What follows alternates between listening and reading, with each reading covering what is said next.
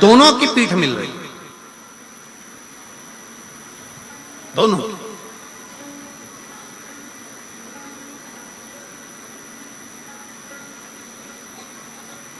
करो व्रत।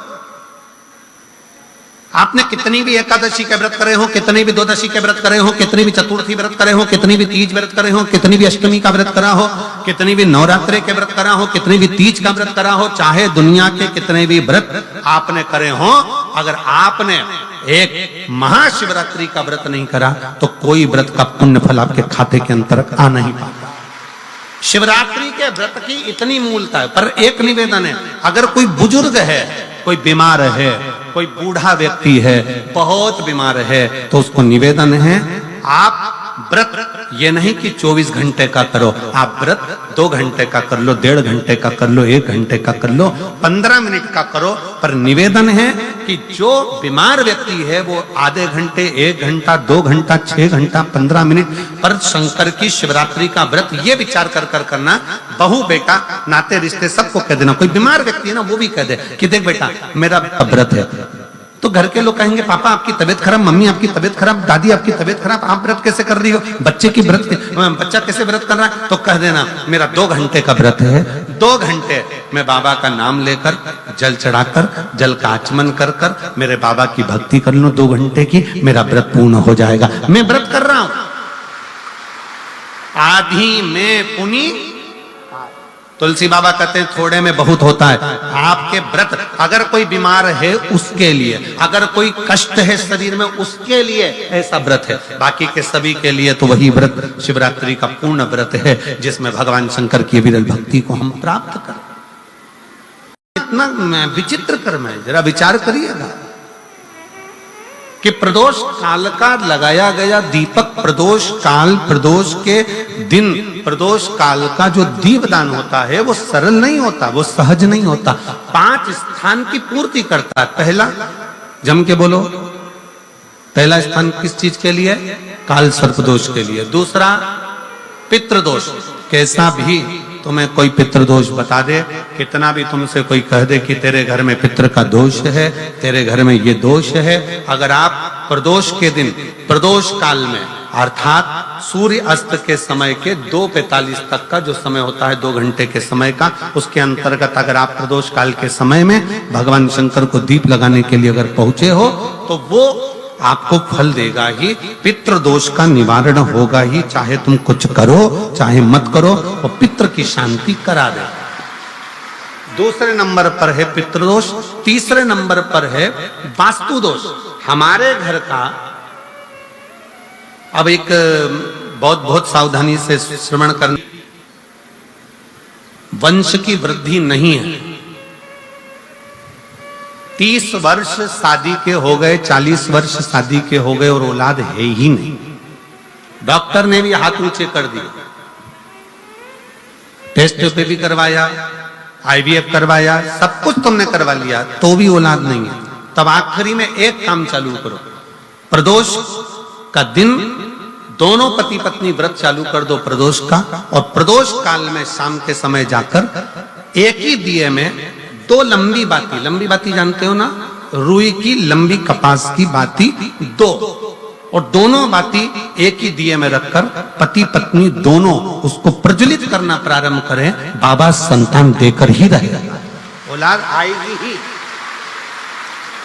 दीप की जो बाती में अंतर आ जाता है, एक गोल बाती में और लंबी बाती में अंतर आता है, बहुत अंतर आता है।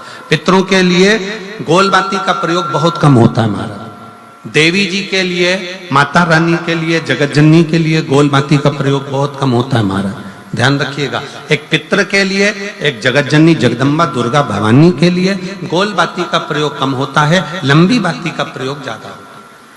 क्यों? क्योंकि हमारे घर की कुल देवी और हमारे घर के पितर हमारे वंश की वृद्धि करें, इसलिए लंबी बाती रखी जाती है, जिससे हमारा वंश बहुत लंबा चले, बहुत उन्नति की ओर बढ़े, इसलिए लंबी बाती का प्रयोग किया। शिव महापुराण की कथा कहती है 5 जगह पर हमारा जलाया गया एक दीप जो प्रदोष के दिन प्रदोष काल में लगाया जाता है, 5 जगह पर भारी पड़ता है। पहले नंबर पर, जम के बोलते जाओ, काल सर्पदोष। दूसरे नंबर पर पितृदोष।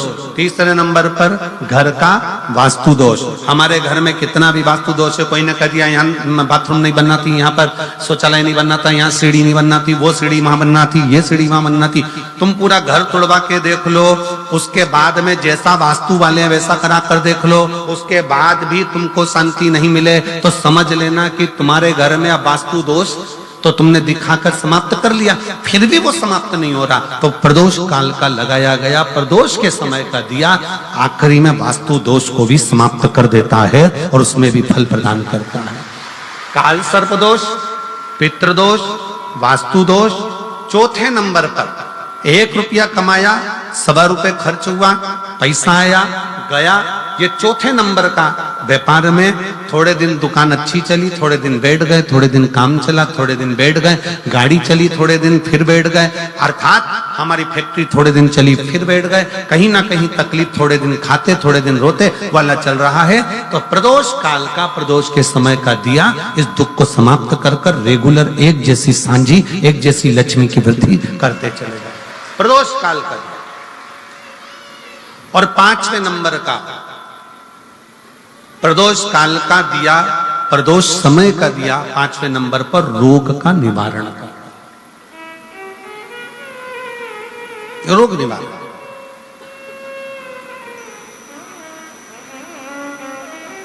ये 5 स्थान जो बताए गए हैं प्रदोष काल के दिन, प्रदोष के दिन दीप प्रज्वलन के। और अब की बार की जो शिवरात्रि आ रही है, बाबा देवाधिदेव महादेव की बड़ी कृपा है उस पर, बहुत करुणा। 25 तारीख को प्रदोष और 26 तारीख को शिवरात्रि। अब जरा प्रदोष के पर्यांत की, प्रदोष के बाद की बिल्कुल लगी हुई पीठ से जो शिवरात्रि होती है, वो शिवरात्रि अगर उस शिवरात्रि का व्रत, साधना, तप, भजन, संसार का मनुष्य कर लेता है तो जिंदगी में उसने कोई व्रत किए ना किए हो, अगर एक व्रत शिवरात्रि का, प्रदोष की पीठ से लगी हुई शिवरात्रि का अगर कर लेता है तो उसको पूरे जीवन के व्रत का पुण्य फल प्राप्त हो। एक व्रत शिवरात्रि का प्रदोष पर्यंत की, अर्थात प्रदोष की पीठ से जुड़ी हुई। अब अगर आप कोई ब्राह्मण से, अगर कोई विद्वज्जन से, कोई पंडित जी से आप पूछेंगे प्रदोष कितनी बजे लग रहा है, वो बताएंगे। फिर प्रदोष लगने के बाद प्रदोष कब समाप्त हो रहा है, तो जिस दिन 26 तारीख हो रही है उसमें लगाया, दोनों की पीठ मिल रही, दोनों।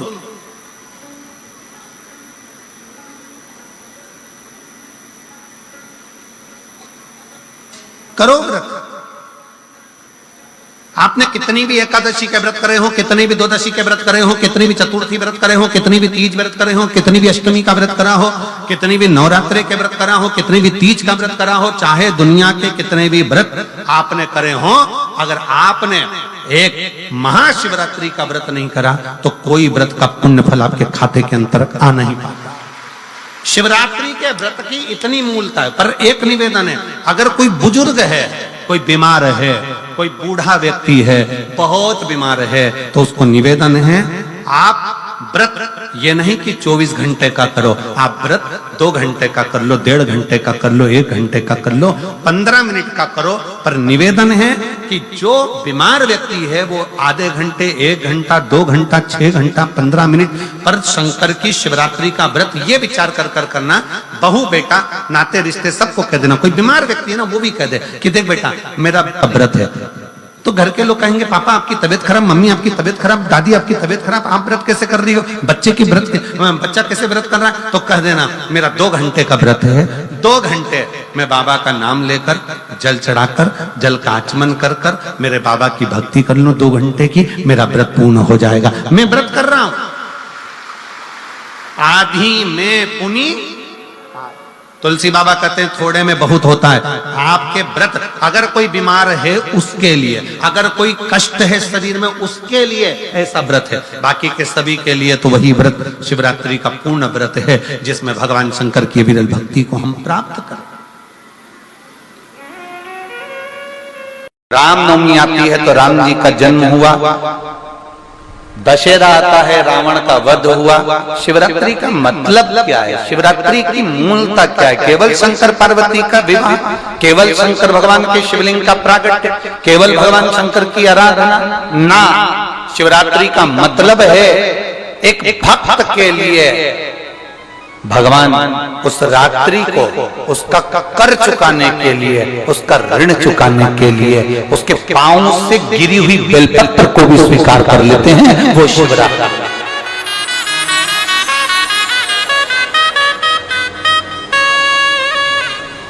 शिवरात्रि पर एक फल चढ़ता है भगवान शंकर को,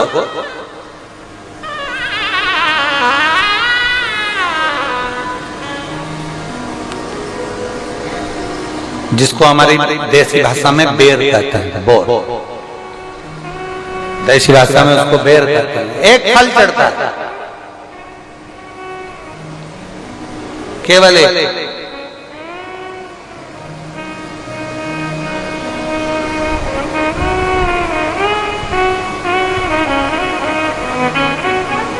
आप कितने भी बेर खा लो, आप कितने भी बेर किल्बो, वो क्या बनाते हैं उसको पानी में उबाल कर नमक मिर्ची डाल के, हाँ क्या बोलते हैं उसको, फेंक दो, हाँ लद दो, जो भी बनाते हैं वो आप खा लें, उसको कितना ना।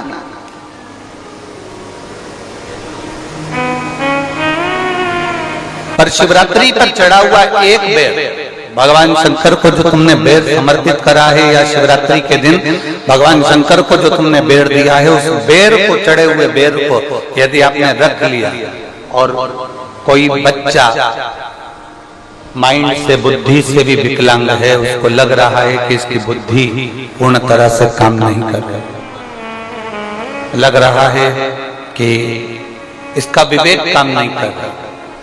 कोई बच्चा ऐसा होता है कि बड़ा होने पर भी 12-13 साल का हो गया, 14 साल का हो गया, उसकी राल टपकती रह रही है, माइंड काम नहीं कर रहा, बुद्धि काम नहीं कर रही, विवेक काम नहीं कर रहा।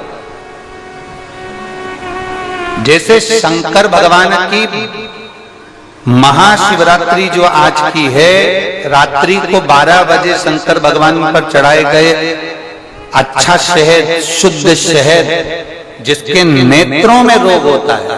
हमारे आप यहाँ पर बैठे हुए हैं, हमारे शहर में भी, सीहोर के भी लोगों से आप पूछेंगे कि राघव पहले आंखों में चश्मा पहनते थे और उसकी फोटो भी टीवियों पे डले होंगे, यूट्यूब वगैरह। केवल शिवरात्रि का शहद शंकर को चढ़ाया गया, उसको उतार लिया गया, आंखों में लगाना प्रारंभ करा। थोड़ा जलन होता है, थोड़ी तकलीफ होती है, पर धीरे धीरे धीरे धीरे वो नेत्र की ज्योति को 12 ज्योतिर्लिंग की ज्योति के बराबर केंद्रित कर देता है। उसी तरह शंकर भगवान पर आज शिवरात्रि के दिन चढ़ाया गया बेर बोल लो, बोर बोल लो, जो तुम भाषा में बोल सकते हो वो तुम जानो। बेर जिसमें गुठली होती है, जो बच्चा माइंड से तकलीफ में होता, राज टपक रही है बहुत, उसका माइंड डिस्टर्ब रहता है, उसका माइंड काम नहीं कर रहा और बहुत उसका ध्यान नहीं कर रहा, बुद्धि काम नहीं कर, बुद्धि काम नहीं कर, डॉक्टरों का भी इलाज चल रहा है। तो एक प्रयास तुम भी करना। 12 आज महाशिवरात्रि के दिन का चढ़ा हुआ बेल, वो बेर, उसको उठा और उस बेर के ऊपर की जो भाग होता है उसको भले तुम प्रसाद समझकर खा लो, मना नहीं, पर बेर के अंदर की जो गुठली होती है, उस गुठली को घिसकर उसका चंदन प्रतिदिन बनाना, प्रतिदिन उस गुठली को घिसकर चंदन बनाना है। और चंदन को बनाकर भगवान शंकर का चाहे पंचाक्षर मंत्र हो नमः शिवाय, चाहे षडाक्षर मंत्र हो ओम नमः शिवाय, चाहे श्री शिवाय नमस्तुभ्यम, इसको बोलकर उस बच्चे को सुबह सुबह उस बच्चे को खिलाना प्रारंभ करिए। 15 दिन, 20 दिन, 22 दिन में बच्चा कितना भी दाल टपका रहा हो, चाहे उसका विवेक केंद्रित नहीं हो पा रहा हो, ऐसा लगता है कि जैसे पागलों जैसा व्यवहार कर रहा, धीरे धीरे उसकी बुद्धि केंद्रित होना प्रारंभ हो जाती है, उसका विवेक काम करना प्रारंभ। वो बेर में इतना दम है। शिवरात्रि के दिन एक बेर में इतना दम हो सकता है, तो विचार करिएगा कि शिवरात्रि के दिन चढ़े हुए शंकर के जल में कितना बल हो सकता है, कितना दम।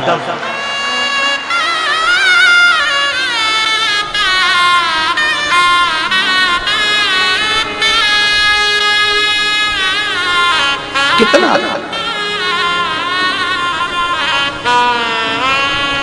एक पत्र है, अभी हम पूरे पत्र नहीं पढ़ पाए क्योंकि आज थोड़ा हम लेट हो गए थे आने में, इसलिए आपसे भी क्षमा चाहते हैं। और हम पूरा पत्र नहीं पढ़ पाए, आपने थाली दी उसके लिए धन्यवाद, पर खाली दी वो अच्छी बात नहीं।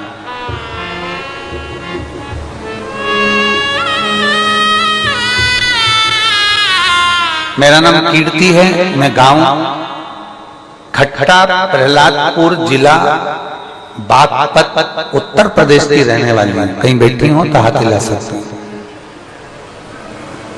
अगर कहीं बैठी हो तो हाथ हिला सकती हैं। मेरा नाम कीर्ति है, मैं गांव खट्टा प्रहलादपुर जिला बागपत उत्तर प्रदेश की रहने वाली हूँ। मेरा मोबाइल नंबर ये है, एलईडियां चल रही होंगी तो आप उस पर देख सकते हैं। एलईडी चालू है, इधर बैठी है, हाथ हिला दो दीदी, आप हमें भले नहीं दिखोगी, कैमरे वालों को दिख जाओ।